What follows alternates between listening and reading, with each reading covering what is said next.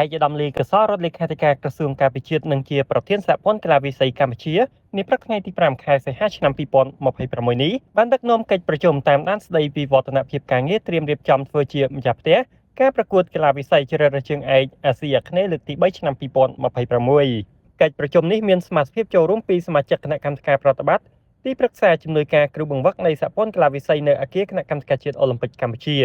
ឯកឧត្តមកែរ៉ូអគ្គលេខាធិការសហព័ន្ធកីឡាវាយសីកម្ពុជាបានជម្រាបជូនរបាយការណ៍ថាការរៀបចំការប្រកួតកីឡាវាយសីជើងឯកអាស៊ីអាគ្នេយ៍នឹងត្រូវធ្វើឡើងនៅថ្ងៃទី15ដល់ថ្ងៃទី21ខែសីហាឆ្នាំ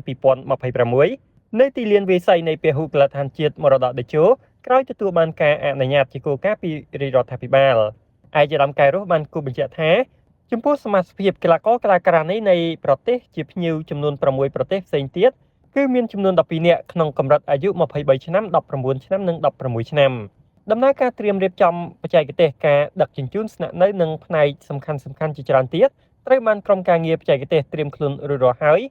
ដោយការត្រៀមរៀបចំនេះមានវឌ្ឍនភាពច្បាស់លាស់និងល្អប្រសើរឯកឧត្តមលីកសលបានមានប្រសាសន៍ថាសម្រាប់ដំណើរការត្រៀមរៀបចំធ្វើជាម្ចាស់ផ្ទះការប្រកួតកីឡាវាយសីជើងឯកអាស៊ីអាគ្នេយ៍នេះគឺសហព័ន្ធបានប្រជុំច្រើនលើករួចមកហើយនៃរាល់កិច្ចការមួយចំនួនបន្ទាប់ពីសហព័ន្ធបានបង្កើតគណៈកម្មការជាច្រើនដើម្បីជំរុញឲ្យដំណើរការត្រៀមរៀបចំមានភាពរលូនល្អកិច្ចប្រជុំនេះគណៈកម្មការរៀបចំនានាបានលើកឡើងនៅការងាររៀងៗខ្លួនហើយយើងបានត្រៀមទាំងសម្ភារៈថវិកាទាំងកីឡាករកីឡាការិនីព្រមទាំងគណៈកម្មការរៀបចំផ្នែកនីមួយៗដូចជាគណៈកម្មការរៀបចំការប្រកួតទីលានពិធីករសន្តិសុខនិងគណៈកម្មការពេទ្យជាដើមព្រឹត្តិការណ៍អន្តរជាតិកម្រិតអាស៊ីអាគ្នេយ៍ដែលកម្ពុជាទទួលធ្វើជាម្ចាស់ផ្ទះឆាប់ៗខាងមុខនេះគឺទទួលបានលិខិតអនុញ្ញាតពីសម្ដេចនាយករដ្ឋមន្ត្រីតាមរយៈក្រសួងអប់រំយុវជននិងកីឡាឯកឧត្តមលីកសលបានលើកបង្ហាញពីការបដិញ្ញាចិត្តខ្ពស់របស់គ្រប់គណៈកម្មការទាំងអស់ក្នុងការប្រឹងប្រែងរៀបចំឲ្យព្រឹត្តិការណ៍ទាំងមូលដំណើរការដោយរលូននិងជោគជ័យក៏ដូចជាការបដិញ្ញាចិត្តខ្ពស់របស់គ្រូបង្វឹកកីឡាករកីឡាការិនីប្រឹងប្រែងប្រកួតឲ្យអស់ពីសមត្ថភាពដើម្បីដណ្ដើមជ័យលាភីជូនជាតិមាតុភូមិក្នុងនាមជាម្ចាស់ផ្ទះសូមបញ្ជាក់ថាការប្រកួតកីឡាវាយសីជ្រើសរើសជើងឯកអាស៊ីអាគ្នេយ៍លើកទី3ឆ្នាំ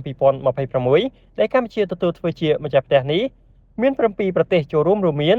ម្ចាស់ផ្ទះកម្ពុជាប្រ៊ុយណេឡាវមីយ៉ាន់ម៉ាទីម៉ូខាងកើតហ្វីលីពីននិងវៀតណាមគណៈសមាជិកកីឡាករកីឡាការិនីម្ចាស់ផ្ទះកម្ពុជាត្រៀមចូលរួមប្រកួតលើវិញ្ញាសាក្រោមអាយុ23ឆ្នាំ6នាក់វិញ្ញាសាក្រោមអាយុ19ឆ្នាំមាន7នាក់និងវិញ្ញាសាក្រោមអាយុ16ឆ្នាំមាន6នាក់សរុប19នាក់